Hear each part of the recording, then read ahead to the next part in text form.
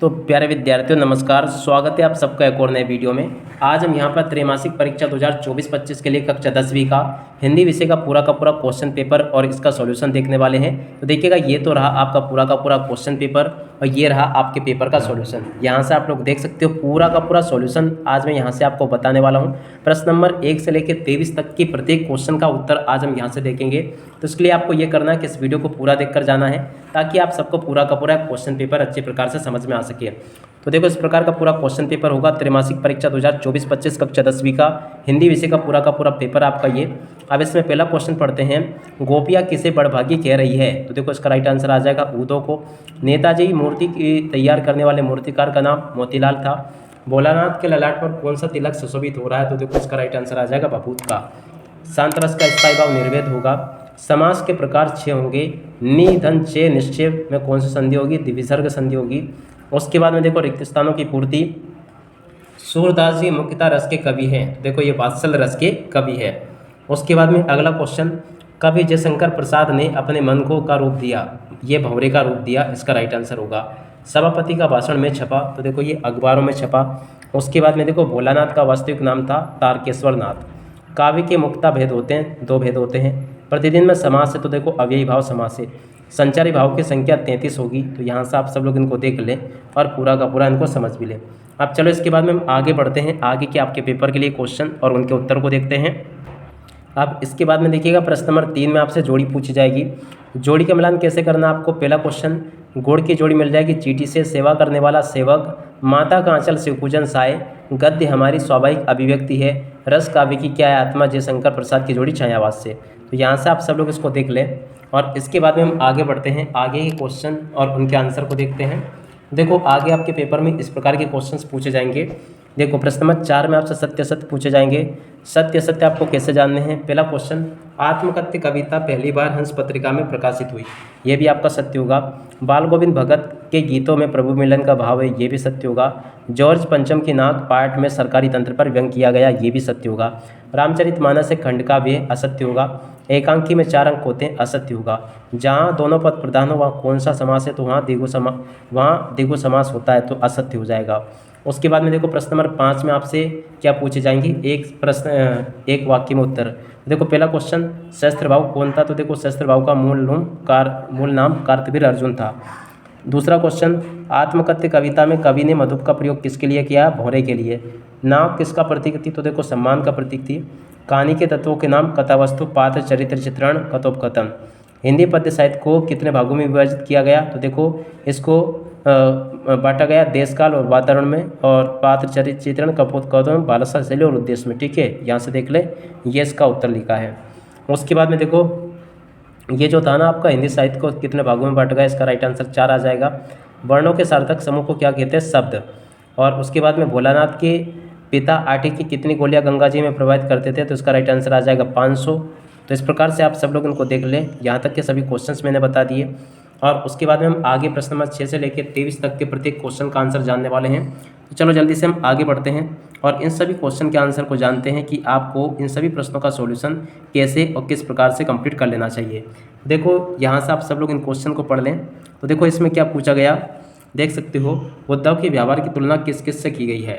देखो, चलो अब जल्दी से हम आगे बढ़ते हैं और इस क्वेश्चन के आंसर को देखते हैं। देखो, प्रश्न नंबर 6 जो लिखा ना, इसका उत्तर यह आ जाएगा, उद्धव के व्यवहार की तुलना कमल के पत्ते, तेल की गागर आदि रूपों से की गई है। यहाँ से आप लोग इसके उत्तर को नोट कर लो।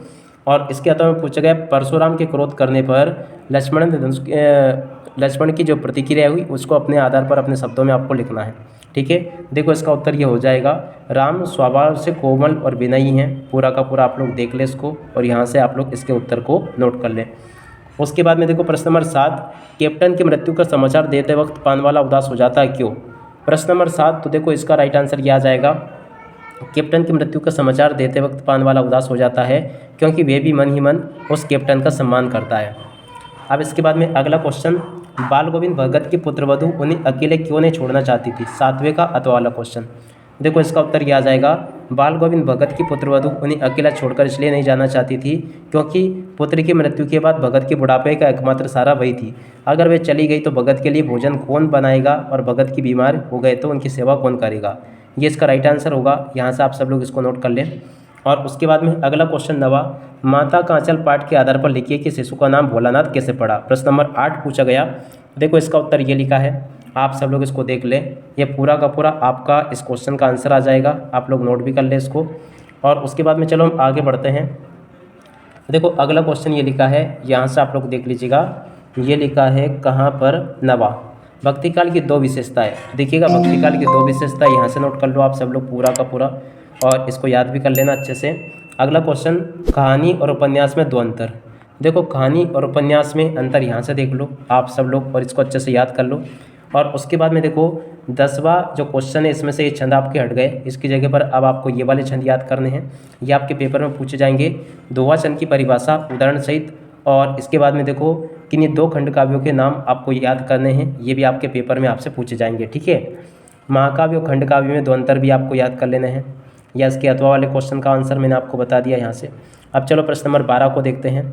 देखो प्रश्न नंबर 12 में आपसे पूछा गया रस की परिभाषा लिखते हो, रस के अंगों के नाम।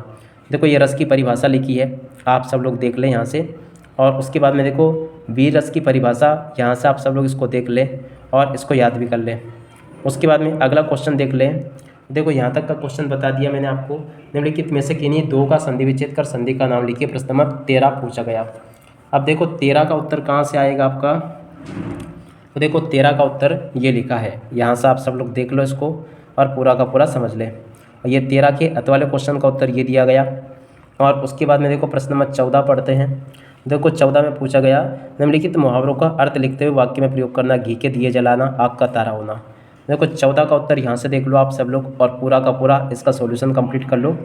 उसके बाद में देखो 14 के अथवा में पूछा गया निपात शब्द किसे कहते हैं, तो देखो यहाँ से आप सब लोग निपात शब्द को भी याद कर लो। और उसके बाद में अगला क्वेश्चन 15वां, निम्नलिखित अशुद्ध वाक्यों को शुद्ध करके लिखना है। देखो यहाँ से आप सब लोग इनको भी देख लें और पूरा का पूरा सॉल्यूशन कंप्लीट कर लें इसका। और उसके बाद में देखो अगला क्वेश्चन प्रश्न नंबर 16 में पूछा गया सूरदास अथवा जयशंकर प्रसाद जी की 2 रचनाएं लिखते हुए काव्यगत विशेषता आपको बतानी है। प्रश्न नंबर 16 में देखो 16 का उत्तर ये लिखा है, आप सब लोग इसको देख लें और पूरा का पूरा इसको समझ भी लें। यहाँ तक के क्वेश्चंस मैंने बता दिया आपको, ये सभी के सभी क्वेश्चन और उनके आंसर को देख लें आप लोग यहाँ तक का। और उसके बाद में अगला क्वेश्चन पढ़ते हैं। लिखा है यहाँ पर देखिएगा 17 में स्वयं प्रकाश अथवा रामवृक्ष बेनीपुरी का जीवन परिचय लिखना आपको। देखो वैसे यहाँ पर आपको जयशंकर प्रसाद का भी जीवन परिचय देख लेना है, ये भी आपके पेपर में आने वाला है, तो आप लोग इसको भी याद कर ले अच्छे से यहाँ तक का। और उसके बाद में देखो प्रश्न नंबर 18, इसके बाद में देखो 18वें में ये 17वां शायद ऊपर बता दिया या नहीं बताया होगा, बाद में आपको मैं बता दूंगा, ठीक है। उसके बाद में अभी आप लोग इस क्वेश्चन को देख ले। प्रश्न नंबर 18, निम्नलिखित में से किसी एक विषय पर अनुच्छेद लिखिए, योग का महत्व या मोबाइल फ़ोन या लाभ हानि। देखो यहाँ से आप सब लोग योग का महत्व पर आप लोग ये लिख दें, ये पूरा का पूरा लिखा गया है। और उसके बाद में देखो आगे मोबाइल फ़ोन के लाभ या हानि, इसके ऊपर ये लिखा है, पूरा का पूरा देख ले आप लोग। और उसके बाद में देखो अगला क्वेश्चन ये लिखा है, यहाँ तक का अपन ने देख लिया था। और इसके अथवा में पूछा गया था आपसे नेताजी का चश्मा पाठ का उद्देश्य आपको लिखना है, ठीक है। देखो नेताजी का चश्मा पाठ का उद्देश्य यहाँ से देख लो आप सब लोग, ये लिखा है। और उसके बाद में अब आगे बढ़ते हैं। प्रश्न नंबर 19, निम्नलिखित अपठित गद्यांश को पढ़कर पूछे गए प्रश्नों के उत्तर आपको देने हैं। यहाँ से आप सब लोग इस गद्यांश को पढ़ लें पूरा का पूरा। अब इसके उत्तर कैसे पूछे गए, देखो इनके उत्तर यहाँ से आपको दे देने हैं। श्रम का पर्यायवाची सफलता का मूल मंत्र और श्रम करने वाला रक्षक, तो देखो इसको यहाँ से देख लो आप सब लोग ये। और उसके बाद में देखो अगला क्वेश्चन ये लिखा है, आप सब लोग इनको पढ़ लें और पूरा का पूरा इनको समझ लें। और उसके बाद में देखो प्रश्न नंबर 20 को पढ़ते हैं। तो देखो 19 तक का तो अपना हो ही गया। अब 19 के बाद में हम आगे बढ़ें, देखो आगे के क्वेश्चन का आंसर देखते हैं। तो देखो ये 20वां क्वेश्चन, निम्नलिखित काव्यांश का संदर्भ प्रसंग से आपको भावार्थ लिखना है 20वें में। देखो 20वें का ये देखो, ये वाले की हम करेंगे व्याख्या, उदो तुमो अति बड़भागी। तो देखो इसकी यहाँ से देख लो आप सब लोग, यहाँ से आप सब लोग लिख लो इसको, ये भावार्थ लिखा है। और उसके अलावा यहाँ पर आपको ये इस प्रकार से लिख देना है। उसके अलावा 21वां अगर देखें तो 21वें में ये लिखा है, पान वाले के लिए एक मज़ेदार बात थी, ये वाला, ठीक है ना। इसका संदर्भ प्रसंग सद भावार्थ आपको यहाँ से लिख देना है। ये संदर्भ लिखा है, ये प्रसंग लिखा है और ये इसका व्याख्या की गई है, ठीक है ना। इस प्रकार से आप लोग देख लें। और इसके 21वें के अथवा वाले का ये लिखा, बाल गोविंद भगत वाले का संदर्भ प्रसंग और ये व्याख्या आप लोग इस प्रकार से लिख लें इसको पूरा का पूरा। अब इसके बाद में देखो, अब आगे प्रश्न नंबर 22 जो होगा ना आपसे, उसमें क्या पूछा जाएगा। देखो 22 में आपसे अपने प्राचार्य महोदय को शाला शुल्क मुक्त हेतु एक आवेदन पत्र आपको लिखना होगा प्रश्न नंबर 22 में। देखो ये प्रश्न नंबर 22 का सॉल्यूशन देख लो पूरा का पूरा। यहाँ से मैंने आपको ये प्रश्न नंबर 22 का सॉल्यूशन बता दिया, आप सब लोग इसको देख लें और पूरा का पूरा यहाँ से इसको अच्छे से कंप्लीट कर लें, ठीक है। अब इसके बाद में देखिएगा प्रश्न नंबर 23 के अथवा में आपसे क्वेश्चन पूछा 23वें में आपसे पर्यावरण प्रदूषण का निबंध पूछा जाएगा, तो इसको भी आप लोग देख लो पूरा का पूरा। मैंने यहाँ से आपको ये बता दिया। उम्मीद करता हूँ कि आप सब लोगों ने यहाँ तक का पूरा अच्छे से याद कर लिया होगा और आप सब लोग इसको अपनी परीक्षाओं के पेपर में लिख कर भी आ जाओगे। अब इसी के साथ में इस वीडियो को यहीं पर पूरा करते हैं। नमस्कार, जय हिंद, जय भारत।